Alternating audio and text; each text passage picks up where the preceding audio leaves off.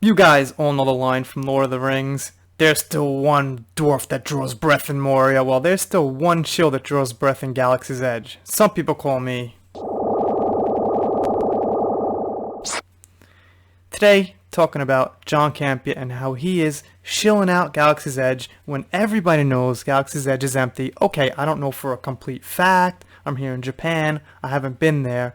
But pretty much every single media source, every single YouTube channel who makes videos on going to these attractions says it's very empty. Sales are down. We have an article about how Disney is asking employees to take some time off, cut back their hours. So it's pretty much established that Galaxy's Edge is, some people say, a ghost town, but yet John Campea has to be there drinking milk, shilling away.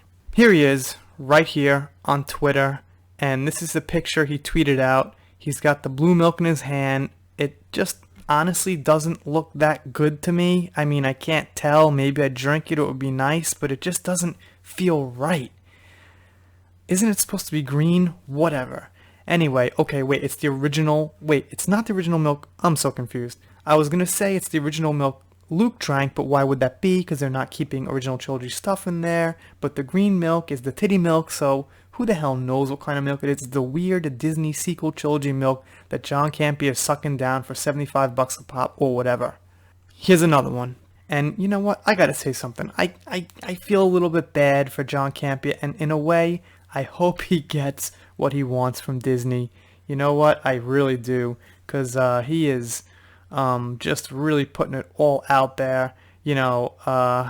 Okay, maybe I don't hope he gets what he wants, but geez, it's such a like wrinkle in reality or something. I don't know how to feel. On one hand, I feel bad for the guy. On the other hand, I'm like, don't do this stuff, John. Just tell us how you feel about the movies. So, John Campea recently had his 9th wedding anniversary, married to his wife almost a decade, and do you guys know what he did?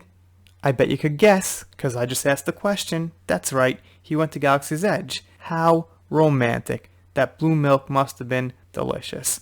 I'm not going to go through this whole video. It's an hour. Let's just see what he says a little bit.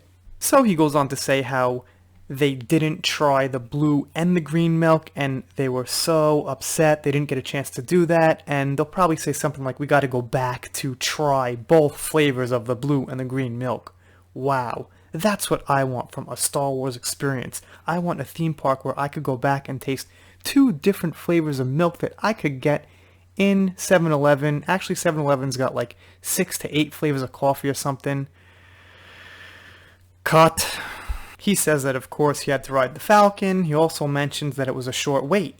So he does admit that it was not packed by, that logic. And he said even if it was packed to the brim, he would have still had a great time. Alright, I'll take your word for that, John. He says just waiting on the lines to get to the attractions was great because there was so much stuff all around. Alright, maybe. He also talks about the drinks again and the flavor and how it was too strong, it wasn't too strong. Lots of talk about the drinks. The drinks should be like a really quick afterthought if it's even mentioned at all if you're going to some awesome attraction or something like that. They don't say dollars, they say credits. Genius. Amazing. That's been thought of since like the 1980s. Okay. Good job, John. Bad point. Don't care. Again. He goes on to say it's got a really immersive experience. Maybe it does, okay? I can't sit here and say it's all bad. I've never actually been there. Maybe it does have an immersive experience. But my point here is, if you're going to talk about this thing, don't talk so much about the milk and the lines. Just talk about how great it was, how blown away you were, how good the characters were. And I just want to point out, he's got a Game of Thrones banner up here, a couple of Game of Thrones banners, which is cool. But I just think he's going that extra mile to show that he's not a hater of Game of Thrones. It was like okay for him. Just kind of a little bit of a shilly thing. I'm just nitpicking here, but I'm just saying, when I had my Game of Thrones decorations up and I was disappointed with the ending, I'm not going to completely stop showing Game of Thrones stuff, but it's going to kind of get moved down a few notches in my book because I've lost respect for the overall show. I still love the show and the theme and the books and everything, but it's gone down a notch because they didn't stick the landing, and now it's just not the same. So I'm replacing that with other stuff. Kill Bill, maybe Sin City, some other cool stuff that's just through and through great. Okay, side note. He talks about Christian Harloff and how he's not going to Galaxy's Edge because he's butthurt, and he admits he's butthurt, and that's cool. The guy admits it, and okay, fine. He talks about buying kyber crystals. Wow.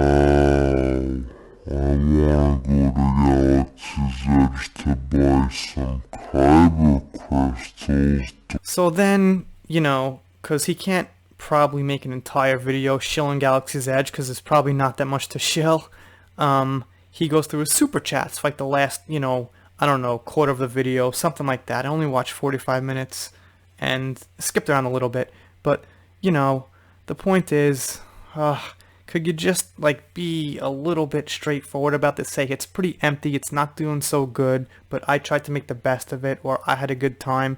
It's gotta be all it's awesome, it's great, let's see how the new one's gonna be when it opens, this and that, and you know what? I don't know, man. Just make a 7-minute video, a 10-minute video like everybody else. Say, yeah, it's not doing so good, but, I tried to make the best of it. And just having your picture of you shilling Galaxy's Edge with the blue milk. So at the end here, he reads his super chats, and, that kind of ends it. And this is actually a live stream, which I missed, which is kind of important. But, the thing is, what are you talking about? Blue milk again, the atmosphere, how good the lines are, how good the lines aren't, we're all confused now because we're just trying to pull something out of nothing, and I don't know. Ain't looking so good to me. Anyway, you guys let me know what you think in the comments. I'm doing shoutouts, special thanks, stuff like that. Got a Twitter account, click that subscribe button. I'll say it correctly, click that subscribe button. I will see you next time.